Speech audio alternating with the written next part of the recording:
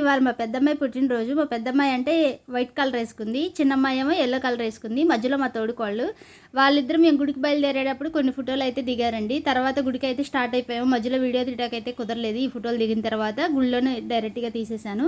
గుడి కాడికి వచ్చిన తర్వాత కొబ్బరికాయలు కొన్ని నిమ్మకాయలు అయితే బేరవడికి తీసుకున్నాము. మేము బేరవడుగుతుంటే మా అమ్మాయి వాళ్ళు సెట్టేర్లు మాత్రం ఎక్కువ వేస్తారు. ఇంకా వాళ్ళకి ఆ సమాధానం చెబుతా. మేము బేరవడికి అయితే తీసుకున్నాము. తీసుకున్న తర్వాత సెట్ వచ్చి 100 రూపాయలకి అయితే ఇచ్చారు. తర్వాత పంపు కాడికి వెళ్ళి కాళ్ళు అవి కడుక్కొని క్యూ లైన్లో అయితే నుంచున్నామండి. క్యూ లైన్లో నుంచుంటే మా పెద్దమ్మాయి అయితే ఎన్ని సెటేర్లు వేసిద్ది అనుకుంటున్నారు.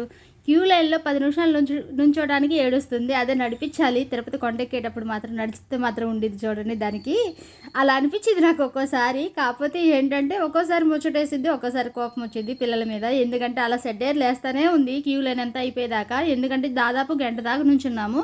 అదిగాక కొలుపులు కదండి, కార్తీక మాసం కదా, కొలుపులు కదా, అందుకని అంత పెద్ద క్యూ, లేకపోతే అంత పెద్ద క్యూ ఉండదు. దర్శనం అయితే బాగా జరిగింది. తర్వాత గుళ్ళో కాసేపు కూర్చొని మేమైతే వచ్చేసాము.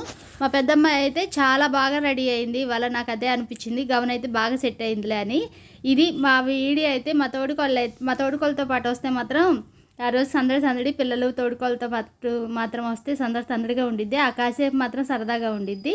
ఇక వచ్చేటప్పుడు చిన్న దూడపిల్ల కనపడితే మా తోడుకోళ్ళు అయితే తెగ ఆడుకుందండి. అదే ముచ్చటేసిద్ది. వీడియో నచ్చితే like and subscribe. Bye bye.